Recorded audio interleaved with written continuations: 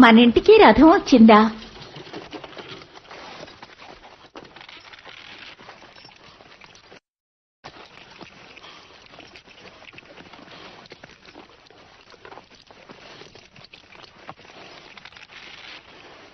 నేనెవరో తెలుసా? నిన్ను చూసి చాలా రోజులైంది. వీళ్ళెవరు? వీళ్ళిద్దరూ నా పిల్లలే. నీతో ఒంటరిగా మాట్లాడాలి.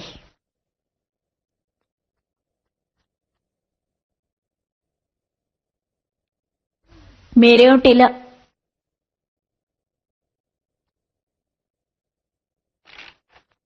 ఎందుకు ఇక్కడికి వచ్చావు? ఎందుకంటే మోసెస్ ఇక్కడికి వచ్చేస్తాడు. నా కొడుకా? లేదు, వాడు నా కొడుకు. అది మాత్రమే వాడికి తెలుసు. ఇంకెప్పుడు వాడితో నిజం చెప్పను. నా కళ్ళు కూడా నిజం చెప్పవు. నువ్వు నీ కుటుంబం ఈ రాత్రికే ఇక్కడి నుంచి వెళ్లిపోవాలి. మేం బానిసలుగా ఎన్నో ఏళ్లుగా ఇక్కడే బ్రతుకుతూ ఉన్నాం. ప్రజలను వదిలి ఎలా వెళ్లమంటావు? మోసెస్ కి నేనిచ్చినవన్నీ నువ్వు తీసేసుకోవాలా? మోసెస్ నువ్వే అవమానిస్తావా? వాడికి ఎగిప్తు రాజమకుటం దొరకాలని నేను ప్రయత్నిస్తున్నాను. నువ్వు వాడికేమి ఇవ్వగలవు? వాడికి ప్రాణం ఇచ్చింది నేనే. వాడికి నేను ప్రేమ పంచాను. వాణ్ణి నా నుంచి దూరం చేస్తావా? వాడు సమస్యల్లో ఇరుక్కున్నాడని నీ మనసు పరితపిస్తోంది. నా మనసు అల్లాడుతోంది. నా చేతులారా వాణ్ణి హత్తుకోవాలనుంది. కాని ఇంతవరకు వాడి నీడను కూడా తాకలేదు. మా నుంచి వాడేదీ దూరం చేసుకోలేదు. కొరడా దెబ్బల నుంచి వాడు తప్పించుకున్నాడు. మీరు వాడికి కల్పించిన హోదాని ఈ జీవితంలో నేనెప్పటికీ దూరం చేయను. ఇందుకు మీకెంతో రుణపడ్డాను. నువ్వు నీ కుటుంబం ఇక్కడి నుంచి వెంటనే వెళ్లిపోవాలి.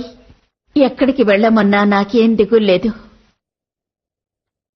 కాని అబ్రహాం దేవుడు వాణ్ణి కారణంతోనే పుట్టించాడు. వాడికి అది తెలుసు. ఆ రోజు వాడు నెరవేరుస్తాడు. రండి, త్వరగా మీ వస్తువులన్నీ తీసుకోండి. వెంటనే మీరిక్కడి నుంచి వెళ్లిపోవాలి. మీకు మీ కుటుంబానికి విముక్తి దొరికింది. మర్చిపోయావా తల్లి? మహారాజు మాత్రమే బానిసత్వానికి స్వతంత్రాన్ని ఇస్తాడు. మోసెస్, నువ్వు ఇక్కడికి రాకూడదు. ఇక్కడ విషాదం మాత్రమే ఉంది. మీరు ఇక్కడే ఉన్నారు కదా. నేను మిమ్మల్ని వెంబడించి వచ్చిందే ఈ అమ్మాయి.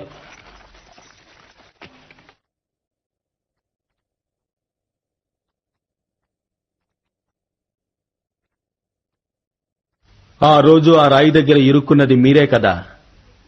మీరొచ్చే వరకు కుమారా, నువ్వు నన్ను ప్రేమిస్తే. నేను మిమ్మల్ని చాలా ఇష్టపడుతున్నానమ్మా. కాని నేను మీ కొడుకునా లేక ఈవిడి కొడుకునా? కాదు, నువ్వు నా కుమారుడివి కాదు.